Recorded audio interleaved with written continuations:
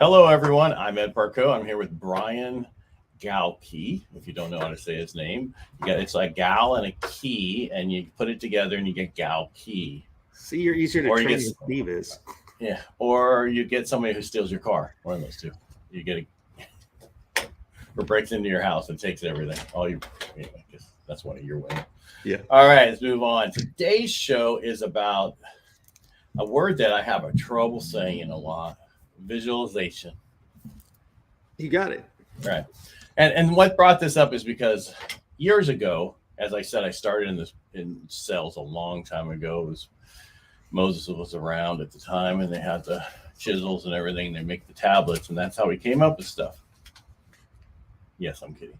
Yeah, you're old. But the Zig Ziglar was my guy, and I mean, I did everything he said. And one of the things he always said is you need to visualize what you want and how you're going to get there. And then he also used it about how you can use it in many different ways. And that's kind of what we're going to get into today. And that's kind of what I wanted to focus on. We good with that, Brian? Yep, I'm good. I don't know about that, but nice try. Anything new happened since the last time we spoke? Do you speak at any other major events? Nope. Just did I did a podcast training for my buddy Joe Ingram. So War Games Wednesday. Just got done filming that yesterday, and then back here today. You mean filming? You mean you went there, or oh no, I'm sorry. Recorded it, so we did that a little bit earlier. Just checking, Mr. Fancy Pants. I wish. Yeah, I mean, one of us was in a documentary. I don't know who that was. Yeah. But the thing that happened for me this week is I found out the date that we're going live on my book. I posted all on Instagram, every social media place, and I'll keep doing that constantly. Is To Catch a Predator considered a documentary? I didn't say the one I was on. I said the one I was in. The one you're in. Okay. All right. I got you now. All right. So the most important thing about when you're visualizing, and for a lot of people, they're like, what's the definition of visualizing? And I'm just like, basically, you create the mental images and things you want to achieve and create a clear, vivid, detailed picture in your mind of what you want to achieve as if it already happened. And I think a lot of people don't understand that and you have to be careful using this. And the reason I say this is because it actually might work. And then you go, holy crap, I got everything I want. And now what do I need to do? What else do I want? I mean, and I'm just going to throw it out there again. I didn't have a clue I was going to be in a documentary. I knew I wanted to write a book. And then, now I'm on radio. So radio was first. I didn't really know how to do that. But and then I worked on where I wanted it to be. It's there. Podcast. I retooled my podcast recently, and I'm visualized what do I want it to be. Worked on that for a while, and that's what's important for everything you do, to have that visualization of that. You like that? I'm just messing with you now. Yeah. Well, no, I was looking up on my phone while you were talking. I think people got a taste of it in 2006 when The Secret came out. Right, like for a while. Was that in 2006? It wasn't before that.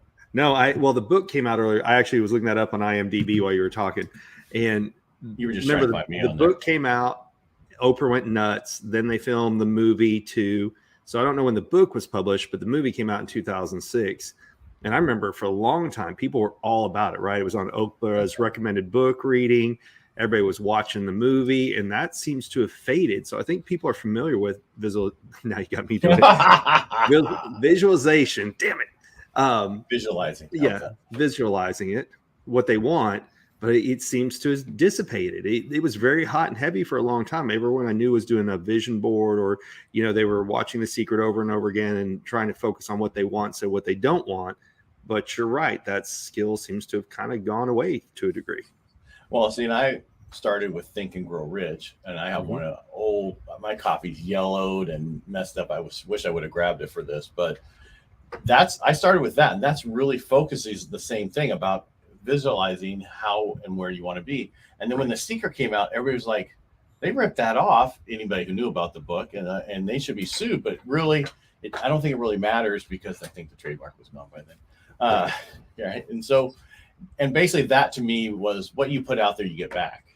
Yes. Right. In the universe versus focusing on your board or whatever you want to call it, what you put together, where you want to be and that kind of stuff. Cause I had one right out of when I was just got out of college, I had one with what I wanted to do and get to.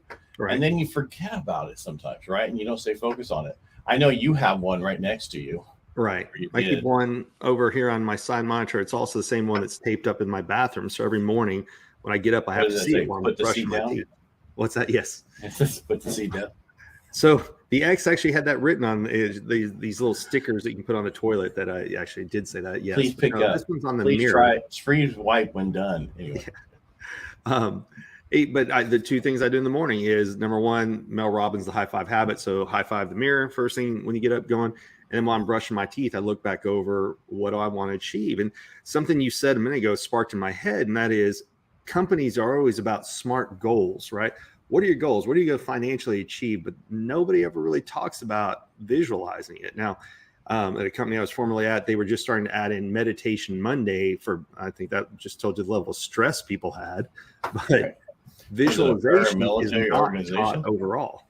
Was it a paramilitary organization? Yeah, similar. They took care of that type of organization. Yeah. Worked with a lot of former military and or correctional officers, yes. But I want to bring this back. I mean, because we're talking about in general, because this could work for anything, anybody. But I want to stay focused on what we're here for. And this is, I got, I always go to Zig, and he was huge about using this to help you close deals. So, figuring when you walk in, you've already thought, okay, I've got there, I'm shaking their hands. This is what's happening. We're talking about this. This is what's happening. I'm showing, you're going through the whole process in your head and all the way through and you get one to sell. Yes. And that's the big thing, because when you do it, this is huge. That's what you do. You overcome fear and self-doubt. And a lot of people have that. I know you just finally got over yours. That was really good. Still suffer from it from day to day. All right. Well, we're all assholes here. But anyway, no, but it's true. I mean, you were an introvert. You use your facial reading so you can talk and focus on other people. Right. This isn't really much different than that. What I mean is you're focusing on your goal that you want to achieve by visualizing it and seeing it all the way through. It's no different than what athletes do. Really successful. They see themselves hit at the ball, this and that. Some of them swing many times before they hit it, but that's beside the point. No, you're right. But there's actually, so in the book, that's what they talk about is if you ever see somebody whose upper eyelid like literally cuts their eye in half, that's somebody who's disconnected from the current reality. And that's what you'll see on a lot of athletes right before they compete, because they go inside mentally, right? They're not paying attention to the outside world. They kind of zone everything out and they're focused on visualizing the win. And there's been studies, Dennis Watley did a ton of information about they could actually take an athlete off of the field and have them mentally practice and visualize shooting better, swinging the golf club better, you name it. And they came back and actually did better than the people who were physically trying to repeat the actions. It's crazy what's out there. Because your mind controls everything. Think about it. Absolutely. I mean, you get to a point where you don't think about certain things and it just happens, right? You're so used to it's like driving. When I was a kid, I drove a stick shift when I was a kid. You got to a point where you forget, the first week was, well, am I doing it right? And then after a while, you don't even think about it. You're just doing it automatically. And that's what you're doing, is training your brain to help you focus on where you want to go. And it's huge for salespeople. I mean, I know I talked about overcoming fear and self-doubt, but you want to know about that successful outcome that's going to happen. Salespeople, you can reduce your anxiety and increase your confidence by doing this. It's so easy. And I mean, it's like ice baths. It's hard at first, but then eventually you get used to it. I laugh about it because we talk about it every day on radio. Yeah. Well, CrossFit the same way. Like people say, the coach would say, all right, how many reps are you going to get? How long are you going to go? What are you going to row? And it was forcing people to visualize it instead of just sitting in the suck of it at the time. But you're absolutely right. I mean, it's interesting because the inverse of what you're talking about is most people can tell you what they don't want and focus on that instead of focusing on what they want. And that's just as dangerous because what do they say? Where the mind goes, energy flows. Mm-hmm. If you think about, I don't want to get fired, I don't want to get fired, or I don't want to do this, I don't want to do this. And it starts to mess with your head to a degree. Even with my daughter, when she's learning to do things, I used to say, don't fall. And now it's be careful or pay attention, because you're having them visualize falling. What happens, next thing you know. So what you say to people can be just as impactful because you're setting what they vision and focus on as well. I totally agree. And it's really important to focus on this stuff and stay focused on it. Yes. Yeah. I mean, it's when we talked on Tuesday, we were talking about the different way of prospecting. And a lot of people don't realize I use this when I used to cold call, Mhm. right? Because I would focus on, okay, I'd visualize the call. This is, they answered it. This is what you'd go through I'd go through my whole script. When I sold by the phone, I went from point A all the way to point Z, I guess, all the way. And I had them follow this process. And I did it the same way every day, every time I was on the phone with them. Mhm. At one point, I had a business partner. We shared the same office. He's like, Ed, you say the same thing over and over and over. It's like, yeah, so that way I don't mess up. I don't miss anything. I cover everything. And this is what we're talking about. We'll get into objections in a couple of weeks. It's setting up your sales plan so that you overcome all the objections so you can focus on all the positives and why they want to move forward with it. The other day, The Matrix was on, and what is it when he's trying to jump, right? He's like, don't think you can, know you can. And that's the first, when they're trying to make the jump and everything else. And it's not until in the movie he believes he can do things that he starts to achieve it. And you were talking about earlier about visualizing it. I met Gary Brecka not that long ago. And what he said at one of the events that Ken Jocelyn put together was before he went into every big deal, including his sell to Grant Cardone, is he would pull over the day of and he would visualize what's going to happen when he walks in the office, what they're going to talk about, how he's going to sell the company and everything else. And he credits a big part of his success to every important deal he visualized the win before he went into the conversation. Well, that way you run through, what if they said this? How do I overcome that? What if they said this? You practice it. And it's like you practice your sales pitch over and over again. Right. You can visualize the same thing in your head and go through it. And I do that all the time with everything I do. And it's such a common thing for me. I don't even think about it till we were talking about this, and I started thinking, wow, I do this stuff so much, I forgot I do it. Before The Secret and all that was out, somebody told me once you have to keep something presence in mind. And so I've been taping things from my monitor for a while because while you're at work for so many hours, and literally one of the first times I'm like, I want to make an extra X percentage within the next year. And I put that dollar amount just in a small amount. Nobody else knew what the money was there listed for. And sure enough, the next year I hit that. And it was a big stretch goal. It wasn't something like, oh, I'm going to make an extra 3%. It was a stretch goal of, I'd like to achieve this financial monument. And it's funny when you keep things in presence of mind and you visualize that happening, how often it actually does. Well, that's like Jim Carrey, the actor. He had in his wallet a check to himself for $1 million. Same thing. Yep. Yeah. The guy who Chicken Soup for the Soul, right? Same thing. Had no idea how he was going to do it. But you're right. The Jim Carrey story, everybody should go and look it up because it's pretty amazing when he tells it. That's it. I thought you were going to go a long way on that one. It's like sometimes you go on, and then sometimes you just like. I like to keep people guessing. That was your story. I wouldn't tell it. It was your story first. If it was my story. You maybe had more information for it. I just remembered that. But it's and then somebody else I knew had it on their ceiling when they went to bed. That's the Chicken Soup for the Soul. Okay. And he had it that he looked at every night before he went to sleep. The Jim Carrey story is when he was kind of a broke actor. He'd done In Living Color and something else, but he wrote himself $1 million check and put it in his wallet. And he landed the role of Ace Ventura and ended up making $1 million right around the same timeline that he put on the check. And that's one of the big things that people talk about is it's not just important to talk about, and this is in Think and Grow Rich, is not just what do you want, what are you willing to give up to get there, and by when will you accomplish it? And the more specific the visualization, the better. So you don't just want to say, I'm going to lose weight.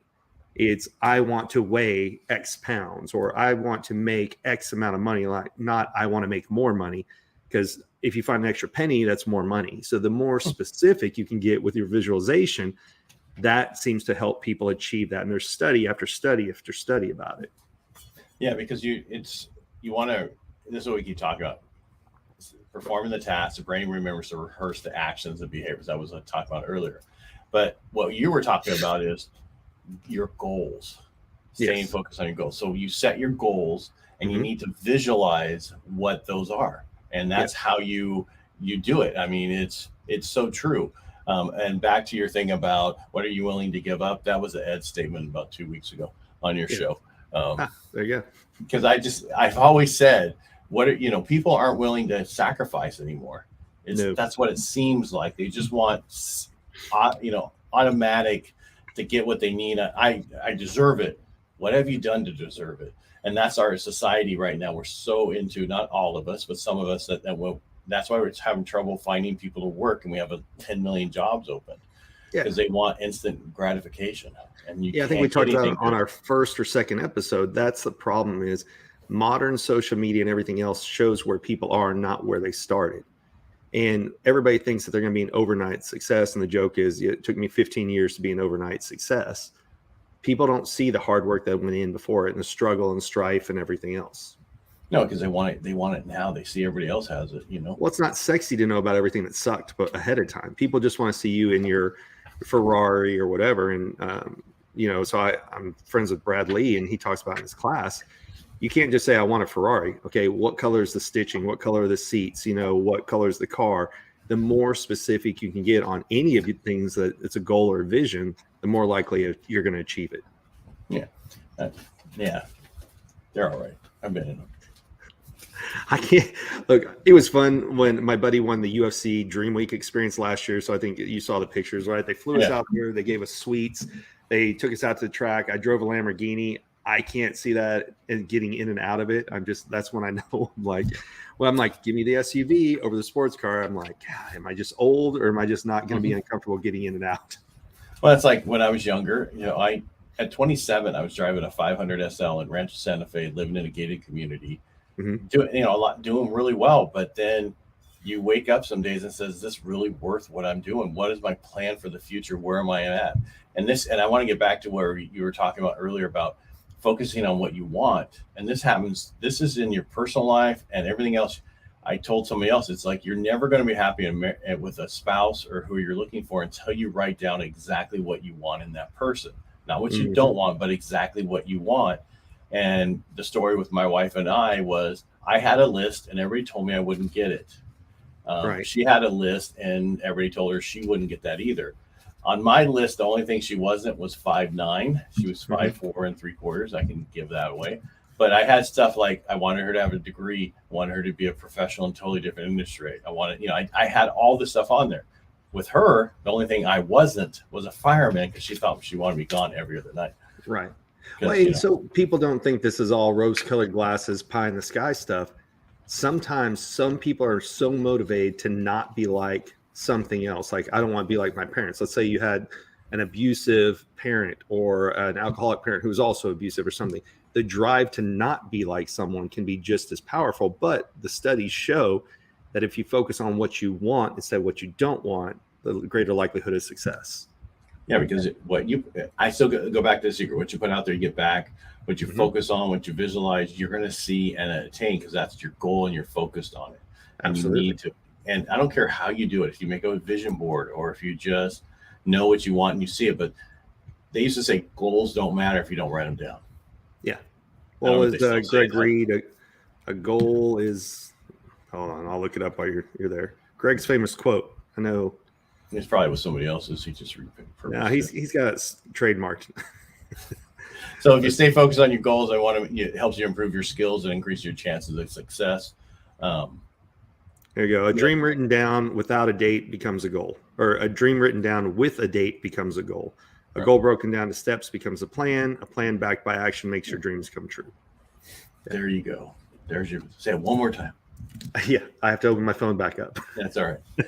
But I focus a lot on the older, the older books of Zig Ziglar, Brian Tracy, Tom Hopkins, all those people who are the greats, because everybody took from them and have redone it, going forward. And Zig was amazing what he thought of, and he thought of it way before anybody else and what he focused on. And those things is what you need to go back to. I'm tired of hearing old is new. No, old is the way it's always been, because I'm old, so I can say that now. Yeah. And you look at the people who created a lot of the industry, Jim Rohn, Zig Ziglar, like, who did Tony Robbins learn from? Jim Rohn, right? Like, that's the funny thing, is people think Tony came up with a lot of his own stuff. Now, has he advanced it? But who did he learn from? From Jim. Right. He didn't even get certified. He just said, I'm done. Yeah. Right. It was, of course, he's like, I want to go help people. You can't. You're not certified yet. Yeah. Well, and he sold for Jim Rohn, selling his products for years and years. But like you said, a lot of what Zig had, we talked, Mark is a student of it. You're a student of it. I'm a student of it. Living here in Texas, like I said, it was part of my junior high curriculum. I can tell you, it was the course right after lunch. Tuesdays and Thursdays, we listen to See You at the Top. So my question to you is, why did you go into where you went for as long as you have, instead of going to what you were taught in school with Zig Ziglar? You know what I mean? Because you were in an industry that, was it because you were an introvert and you hadn't overcame that yet? No. So the funny thing is, I went just. I'm sorry, but that's my question for you, Yeah. because I went into sales right out of the Navy. I could not stand the fact that somebody was telling me what to do who wasn't smarter than me. They'd just been there longer than me. I had no true guidance. Like, my parents had never gone to college, so they encouraged me to go to college, right? But like, our high school guidance counselors, like, you take the test that was so outdated. It was like, even had being an elevator operator, right? Like, school doesn't help you figure out a profession. But I got my degree. People are like, hey, you like to talk to people, so you should go to PR. I started PR, lost our accreditation, graduated with communication studies, which a lot of people go, oh, you're smart, right? And then I didn't know what job. So my first job out of school was actually Enterprise Rent-A-Car. I did that for a year. And then, which is a good place to go to learn. It is, because you're surrounded by people your own age. You learn customer service. You learn how to deal with stress because you're out of cars. Like, when's the last time you had a really good rental car experience, right? But then I go pick it up myself. What's that? Yeah. That's when I pick it up myself. Yeah, there. But then, like we were talking about before, my first sales job was the technical recruiting, where you had to call, and you had to call companies, you had to call people. That's where I learned to cold call, and I realized I wasn't that good at it. But I saw people in technology. It does. To me, it was a limited resource. Get me in front of somebody and I can talk to them. But just calling people over the phone, I did not have that skill set. Yeah, but you weren't there yet. No, I definitely was not. It didn't come till later, because when I was going through, like we talked about when we had Mark on the show before, he encouraged us to read more books. So I'd read Think and Grow Rich, a lot of books on psychology, body language, NLP, you name it. And each of those just helped me understand people a little bit more. I'd be forced into sales. I enjoyed the non-pressure side of like being a sales engineer or being the corporate trainer, right? I like to go and teach people something. And so I went from corporate trainer to account executive, got forced into that by Mark. Then when we got acquired by another company, I became a sales engineer. And there's not as much pressure other than to make the product work, but there wasn't the sales pressure of it.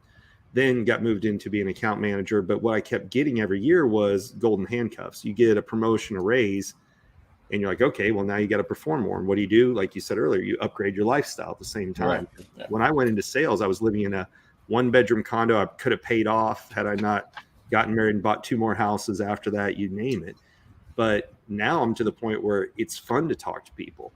Now, it still is weird for me to ask for the sale directly because I came from an industry that wasn't the process, but otherwise, yeah, that's how I ended up in sales. Yeah. I mean, I don't care what you have to ask for the sell. It just depends on how you ask for the sell. Right. Because with us, it's easy for me doing it all the time. I'll bluntly go, sorry, you ready to move forward? Yeah. It depends on who the person is and how I do it. And sometimes like, you want me to take your application and go through the process. And sometimes I even stop what we're doing to make sure they understand where we're going, right? The next step is going to be this. Is that where you want to go with this right now? My big struggles were initially imposter syndrome, which still can creep in from time to time, but asking for the sale is still so new to me because of the industry that I was in before. We didn't ask. You answered a request for a proposal, didn't answer that, went to presentation mode. After presentation, they divvied up the scores and then came back to you. Now, negotiating was a big part of what we did, but you didn't ask for the sale until now. When you're there, negotiate what goes in the contract and what doesn't. But yeah, and that's a totally different because the presentation is different. You're going through a process, but and it's just like they tell you now when you're when you're on the stage, you have to all go through and you have to be showing them. There is the people that do ClickFunnels, what's his name? Russell Brunson. Yeah, he talks huge about what you need to show all the way through, so people constantly closing, short closing, that kind of stuff. And there's a lot of different ways to do this, and you can be really good at it. So my co-host on the radio was like, well, I use feel, felt, found. I don't know if you were on with us at that time when he said that. I almost laughed. It's like, I know how you feel. I felt this way, and this is what I found out. if you say that to somebody, they know you're trying to close them. That is horrible. That is like the worst thing. So I have a slide about that in my presentation that says a tactic known is a tactic blown. And that's the problem, is when people keep trying to use these things that don't change, people catch on to it. And they're like, oh, I know what you're doing. And then you've blown credibility with people instead of building rapport with people. I'll joke and I'll go, all right, so I'm going to use this. Right, ready? All right, so I know how you feel. Yeah. I felt the same way. You know, I found out this is blah, blah, blah. Well, the other one is seeding, right? There was a guy who did a course a long time ago, and what they wanted you to say over and over was buy. So by the time we're done with the course, by the time, and they wanted you to repeat it over and over again. So when you say, all right, now who's ready to buy? Right. And, but the other one was talking about the stack, how you build on top of to keep people. And so that by the time that you're done, they're running to the back to get your stuff. Exactly. You need to look into that for your stuff. Yep. The last thing on there is for you to read, by the way. So when we're ready to go. Yeah. I'll check it out. And it starts with what you're afraid to say all the time. Oh, leave me alone. Don't touch me there. Here, I'll throw it up there for you. There you go. Ready? Sure. So next time. Oh, you put in a "so," you a-hole. Yes, that is the word I catch myself saying nonstop. It's so. The other day I was I don't know where I picked up so many ums. It was ridiculous. Not an ummer, but I'm a sower. I feel like Max Headroom. So yeah. All right. So next, but the big thing about visualizing is your next sales pitch, meeting, cold call, whatever. Take a moment to go through the process, visualize it before you even go in there, and then see how much difference it is. Yeah. And then the next one you do, don't do it and see how the process goes. Right. Yeah. If you do it, it's going to do so much better, whatever. That was one of the things that Brad always talked about was every day he went into the dealership, he would go in a room, sit down in a chair, and he would visualize two things. One, money just falling all over him, but that every conversation he had would lead to a close because he was helping the customer out. Right. Instead of, I got to make money, he just envisioned them saying yes.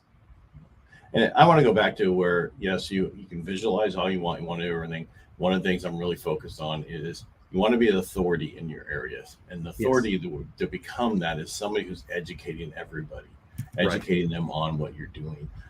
That's what, like the book I have coming out. That's my radio show. The reason I started it truly was in 2018 was because so many millennials didn't want to buy homes because they saw their parents lose a home. And they were against that. And so I started the show to educate them. At that time, the market that I'm in, it's 51 to 71,000 people listen to that station and can be listening to that show. Their parents is what got their kids to listen to it and say, you need to listen to this guy, go talk to this guy.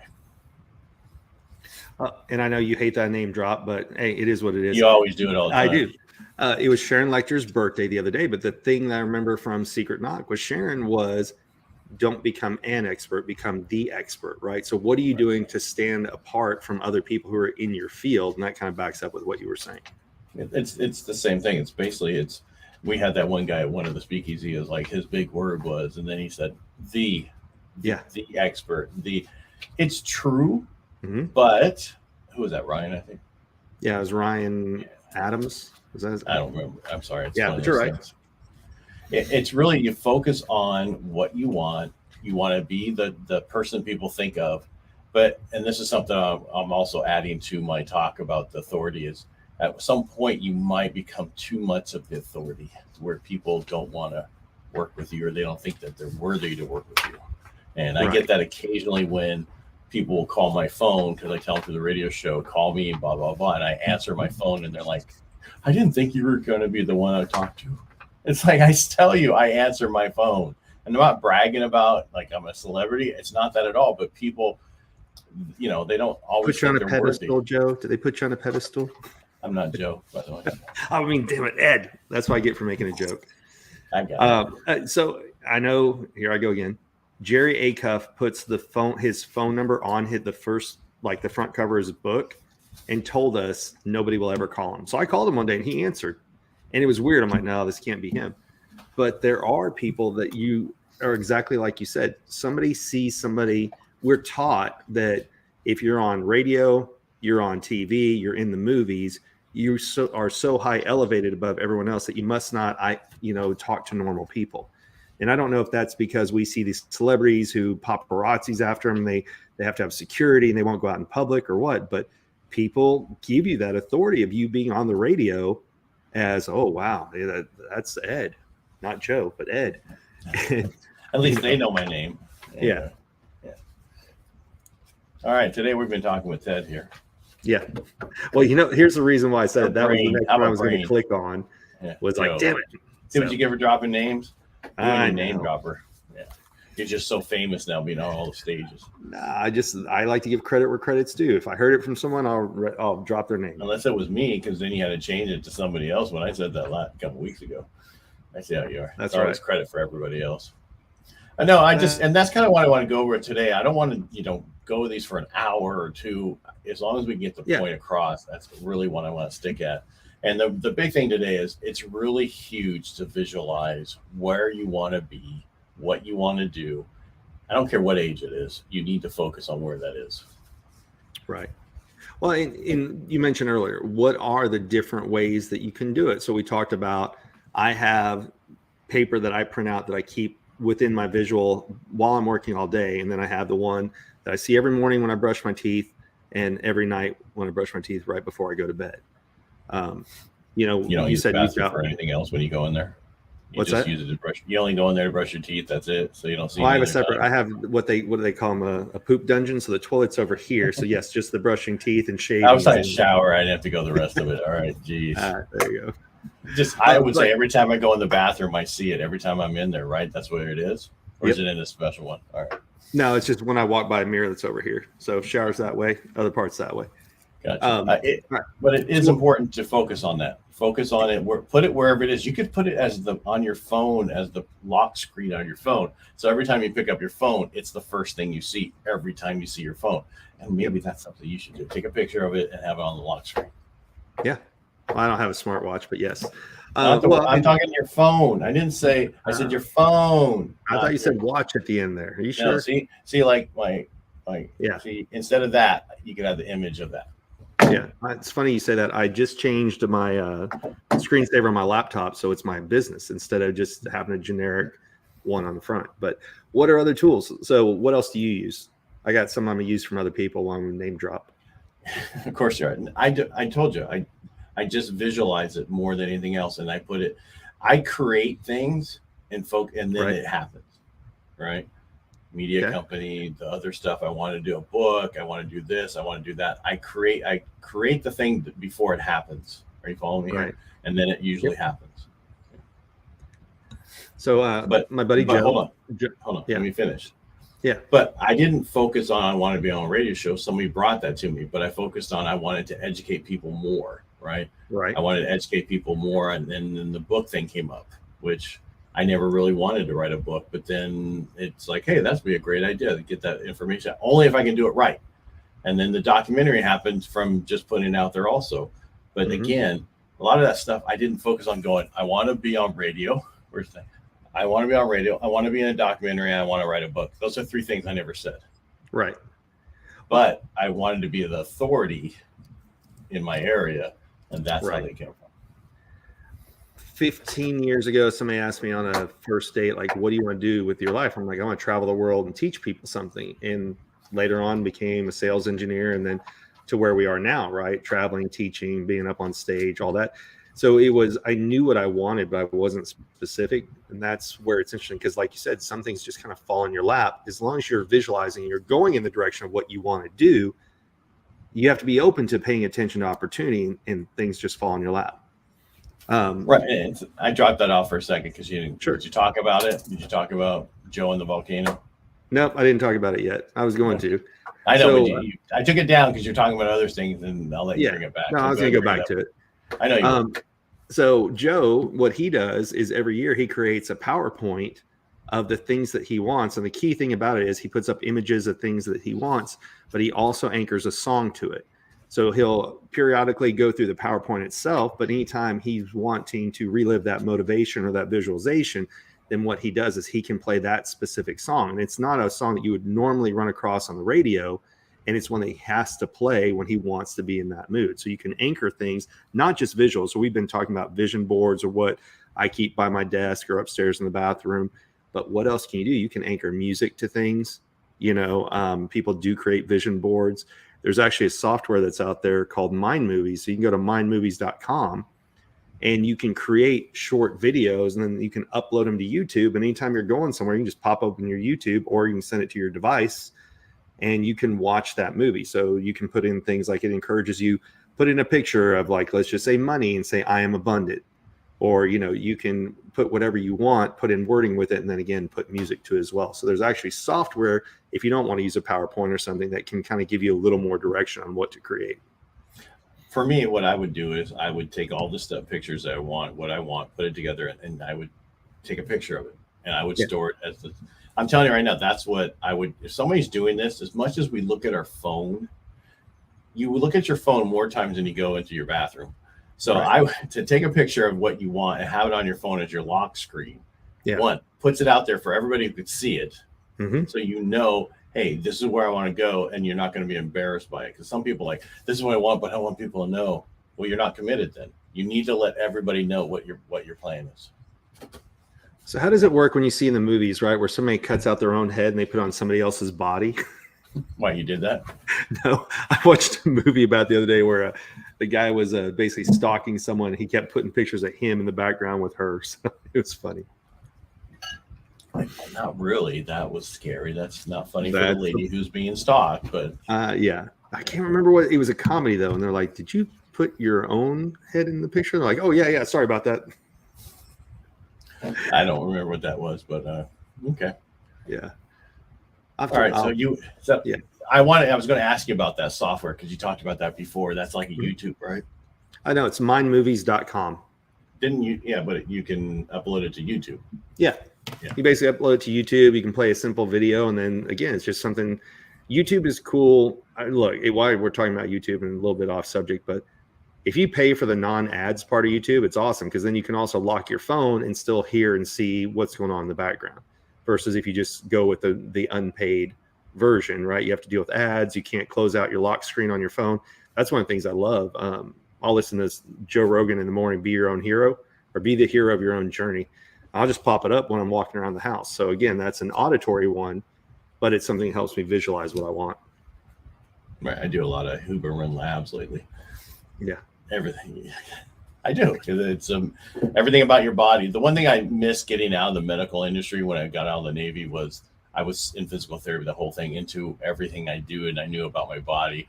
And I went into sales, and then now it's like nice to hear this stuff again about, so you can make some changes.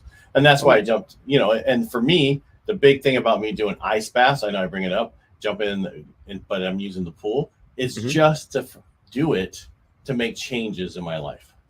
So then the question, what are you going to do when the summer comes up and the pool is warm? Because I'll have something else to get into that is an ice bath at that time.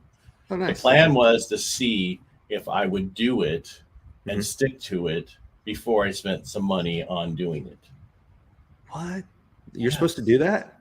Yeah, you're supposed to. Yeah, we have Peloton that gets used occasionally, because I don't ride as much as I used to. Rower gets used all the time. My gym gets used all the time, and then the tonal does, and my wife uses a treadmill. It's just the Peloton bike that gets used occasionally, because there's so many other things we're doing. But I even have the fight cam, to do, and that's the boxing thing. Okay, I got you. The bag, which is really great. I mean, it's a great workout. Problem is, if you lift or do anything else, you do it and you're like, I can't move my arms afterwards because you're so tired. Well, going back to those, even on workout weights, like we talked about.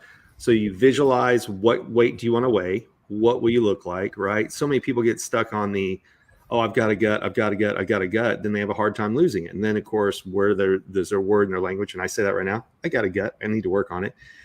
But you hear so many people, well, I just can't lose the weight. That's the same thing as visualizing the inability to achieve your goal. So what you say and what you visualize, stay away from what you don't want and focus more towards what you do want. That's what we talked about. I mean, focus on what you want in a person, focus on what you want in your life, visualize it. Visualizing eating a burger or eating the burger is what's getting your gut still there. Yep. It's all choices we make. 80% of our weight is all what we put in our mouth, not anything else. It's 100%. the exercise is the easy part. It's the what we do with our mouth is how you control anything. So, and that could be the same thing in sales. Your mouth controls a lot. Oh, it absolutely does. When to talk, when not to talk. Big things. That could be another show for that. That's what I was going to say. Yeah. All right. I pretty much I got hit everything I wanted to hit. Was there anything you wanted to go over? No, I think we got it. I think it's, visualize it first, get specific, figure out which method works for you. Is it a visualization board? Is it a piece of paper? Is it Mind Movies? Is it PowerPoint? Whatever calls to you or speaks to you, follow that. Whatever you will use the most of, like we talked about. You've got the 4 pieces of equipment. The Peloton doesn't get used. So that's the one that you wouldn't want to use in this particular exercise. Right, but has nothing. I would rather go ride my bike for 3 hours, but the problem is I don't want to get hit by the cars. We've had a lot of people get hit lately. Oh, no, I'm just saying the analogy is try all these different methods. And if there's one that doesn't work for you, focus on the ones that do. Gotcha now. I follow now. Yeah, I wasn't calling you out that much. Thanks, buddy. I understand. Sometimes you got to reel you back in. Yeah. And what I would tell everybody to do is get Zig Ziglar's books. Yes. Get the Think and Grow Rich. If you have not read Think and Grow Rich, you need to read that book. Get The Secret, find it somewhere. I think it's still out there somewhere. You can get that. Oh, yeah. But just seeing what people talk about, because I remember when The Secret came out, it was so huge. You're right. It was like so big. Everybody was like, wow, this is so amazing. I can't believe it's going to, it's like, this is Think and Grow Rich just in a video form. Well, they have one now. It's on Prime Video or something else called Beyond the Secret. And one of the things that they said was we kind of overdid it because we didn't talk about you have to take action. So now the new phrase is in the law of attraction, the most important part is the word action. And so that one's out there. Another one, if you want to go a little bit deeper, is called What the Bleep Do You Know? And it goes through, what's the science where everything's really small? Quantum physics and how it affects by what you think, what you're trying to do, everything else. Really unique movie. You'd have to watch it once. But yes, a lot of these are around visualization. Like you said, Think and Grow Rich. That's an interesting fact about it is, as you said earlier, it's no longer in copyright.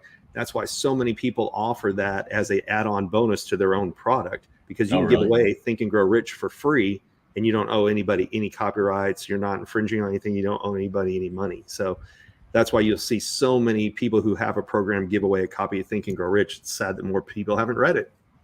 It's such a great book. I mean, and that one really focused on action also, not necessarily but I could see how The Secret is just about what I put out there, I get back, but you have to do something too. You can't just like, all right, I want dinner.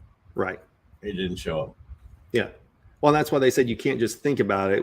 Think about it, add emotion to it, right? And then get as graphically detailed as you can on the thing that you want. But you're right. It is an oversimplification of, I want to make $1 million. Well, why isn't it here yet? Because you didn't do the work to get there. You didn't do the plan. You didn't take the dream and turn it into goals to make it happen. Exactly. So, right. And that's the thing. It's what are you willing, and also what are you willing to give up to get to where you need to be? And that's the big thing. Exactly. So, all right, Brian, thanks for doing this with me. Yeah, this one was fun. The other ones, I'm kidding. Well, you ran the other one, so of course. Don't make me all yawn. There, got it back at you, buddy. All right, everybody, thanks for watching. We appreciate it. While you're watching us go on this journey as we're figuring out where we're going. I don't know what we're doing next week. We'll know on Tuesday, but I'm sure there'll be more stuff with sales. Was there anything you knew you wanted to talk about next week? No, that I don't know about. Nothing jumps out right now. So. All right. Well, maybe since we covered prospecting, why don't we go into more detail? Right, that would be great, and then we'll do a talk about some more about sales on Thursday. How about that? That Perfect. Sounds like a great plan. All right, everybody. Thank you for watching. Make it a great day. Reach out to us if you want us to cover anything, and we